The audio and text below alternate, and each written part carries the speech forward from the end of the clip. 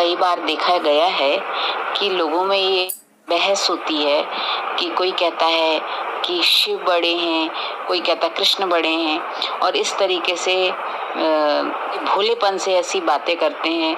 मुझे तो यही लगता है कि ये जो बहस करते हैं ये किसी भी बात की गहराई में नहीं जाते हैं, और शायद इसीलिए जब क्लैरिटी नहीं होती है तो इतना कंफ्यूजन होता है।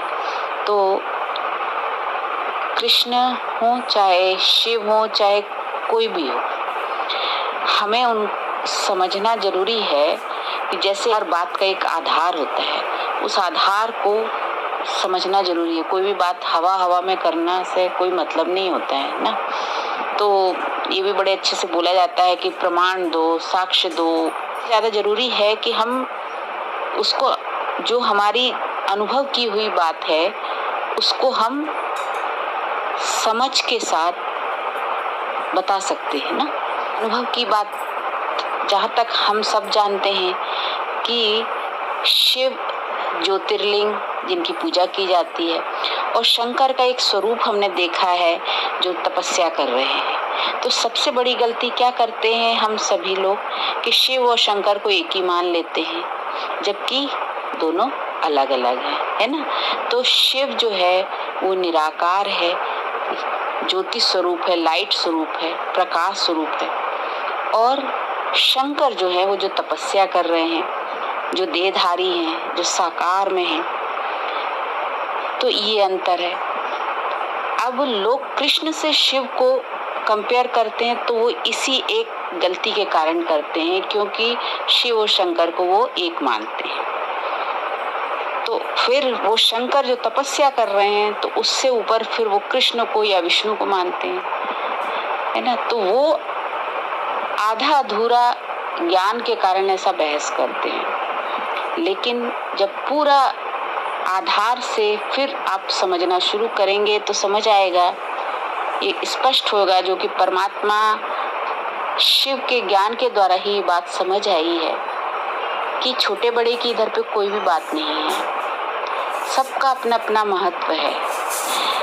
ये तो हमारी तमो प्रधान बुद्धि है जो ऐसी तुलना करती है। जैसे कि प्रेसिडेंट है, उसका अपना महत्व है, प्राइम मिनिस्टर का अपना महत्व है, तो सबका अपना अपना महत्व है। इसी प्रकार से जब हम समझेंगे तो देखेंगे कि कभी सुनते हैं कि राधा जी और श्री कृष्णा एक दूसरे के पूरक हैं, है ना। तो पूरक है माने कि दोनों की, मतलब जैसे श्री कृष्ण में शक्ति है राधा जी की, ये बोलते हैं ना। तो इसका मतलब क्या है कि श्री कृष्ण और राधा जी एक दूसरे के पूरक हैं। चाहे राधा जी बोलो चाहे श्री कृष्ण बोलो, माने दोनों समान स्टेज में है ना, कोई छोटा बड़ा नहीं, समान है बिल्कुल। लेकिन जब बोलते हैं शिव शक्ति, तो शिव की शक्ति बोलते हैं ना, तो शक्ति जो है वो शिव की शक्ति, मतलब शिव अलग और शक्ति अलग। तो इसको अब इस ढंग से समझेंगे कि शिव निराकार है, जो परमात्मा है, और शक्ति जो है वो प्रकृति है।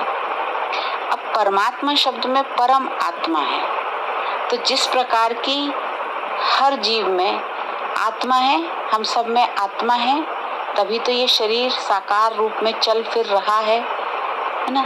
तो वो जो आत्मा है वो निराकार है, और ये जो शरीर है ये प्रकृति है, 5 तत्वों का बना हुआ ये प्रकृति है। तो इस तरीके से इस आत्मा के होने से, माने निराकार जो आत्मा है, जो परमात्मा का अंश है, उसके होने से ही ये प्रकृति में शक्ति बह रही है। तो माने जैसे आत्मा अलग है और शरीर अलग है, दोनों का, जैसे आत्मा नहीं है तो शरीर फिर मृत है, फिर वो मिट्टी है।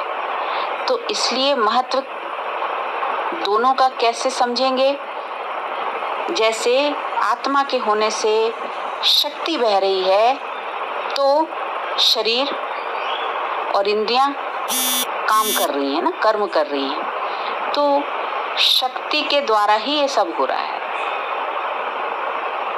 ऐसे ही इस सृष्टि में जो ये प्रकृति है वो क्या है? वो शक्ति है।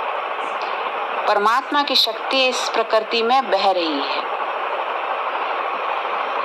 तो जैसे शिव की शक्ति है, जैसे कि सूर्य की किरणें हैं, सूर्य का प्रकाश है, सूर्य अपनी जगह है, उसका प्रकाश है जो पूरी धरती में फैला हुआ है, जीवन दे रहा है। इसी तरीके से परमात्मा है और ये प्रकृति है जिसमें जीवन है। इसी तरीके से शिव है, वही परमात्मा जो शिव है, उनकी शक्ति जो है वो शंकर है या जगदम्बा है, दुर्गा है, माँ काली है, पार्वती है।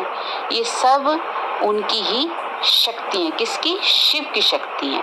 माने शंकर हो या पार्वती हो या माँ दुर्गा हो या जगदम्बा हो या सरस्वती हो या लक्ष्मी हो, ये सब शक्तियां हैं ना, जितनी भी देवी देवता हैं, ये सब परमात्मा की शक्तियां हैं। तो जैसे इधर पे बोला कि राधा माँ और कृष्ण एक दूसरे के पूरक हैं, माने कृष्ण की शक्ति राधा है, तो ये कृष्ण और राधा समान है।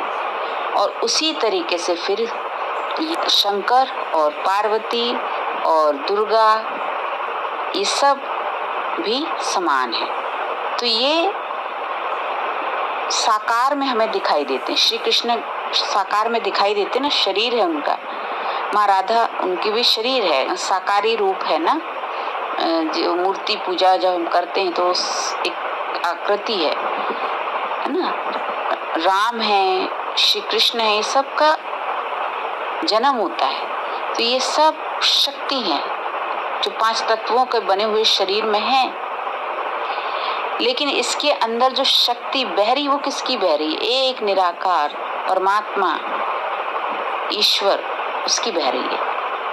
तो अब जब निराकार परमात्मा शिव जो ज्योतिर्लिंग जिसके रूप में पूजे जाते हैं, वास्तव में वो प्रकाश स्वरूप है। तो वो प्रकाश जैसे कि सूर्य है, उससे फिर वो प्रकाश धरती पे फैल रहा है, जैसे वैसे ये शक्ति है। तो कृष्ण में या शंकर में या राधा में या पार्वती में कोई अंतर नहीं है, सब समान है। जब इस तरीके से समझोगे तो समझ में आएगा कि ये सब रचना है, क्योंकि सब शरीर में है और इस 5 तत्वों के बने हुए शरीर से इस सृष्टि में अपनी लीला, अपने कर्म कर रहे हैं। लेकिन उन सब में शक्ति किसकी है? वो परमात्मा पिता शिव की। अब महादेव बोला जाता है तो वो महादेव किसे बोला जाता है? शंकर को बोला जाता है, जो तपस्या कर रहे हैं। लेकिन शिव जो है वो परमात्मा है। तो ब्रह्मा विष्णु शंकर की रचना करने वाले शिव निराकार है। तो इस तरीके से जब समझेंगे तो समझ में आएगा कि एक निराकार, जैसे कि आत्मा है जो निराकार है लेकिन हर जीव के अंदर है ना, तो इसी तरीके से एक वो परमात्मा जो निराकार है, लेकिन ये जो जिनकी बात की हमने कि कृष्ण हो, चाहे राधा हो, चाहे शंकर हो, चाहे पार्वती हो, चाहे राम हो, चाहे सीता हो, चाहे माँ दुर्गा हो, चाहे सरस्वती हो, सबके अंदर जो शक्ति बह रही है, जो शक्ति काम कर रही है, वो तो शिव निराकार परमात्मा पिता की ही कर रही है। तो जब इस तरीके से समझेंगे तो कोई भी विरोध नहीं होगा और ये स्पष्ट होगा कि साकार में श्री कृष्ण इस सृष्टि की पहली सर्वोच्च निर्विघ्न संपूर्ण 16 कला संपन्न निर्विकारी दिव्य आत्मा है, क्योंकि वो साकार में है, दिखाई देते ना। शरीर है, जन्म भी होता है उनका, मृत्यु भी दिखाई है, जैसे कि शास्त्रों में बताया गया कि उनकी मृत्यु भी हुई। तो फिर साकार का होना तो जरूरी है, लेकिन इस साकार में, जैसे ये शरीर साकार है लेकिन इसके अंदर आत्मा जो नहीं दिखाई दे रही, निराकार, उसका महत्व है ना। वो नहीं हो तो ये साकार शरीर कैसे काम करेगा। तो ऐसे ही वो निराकार शिव परमात्मा है, तो सब ये इस सृष्टि में अपना अपना पार्ट प्ले कर रहे हैं और इसीलिए वो पूजनीय है। ओम शांति। ओम शांति।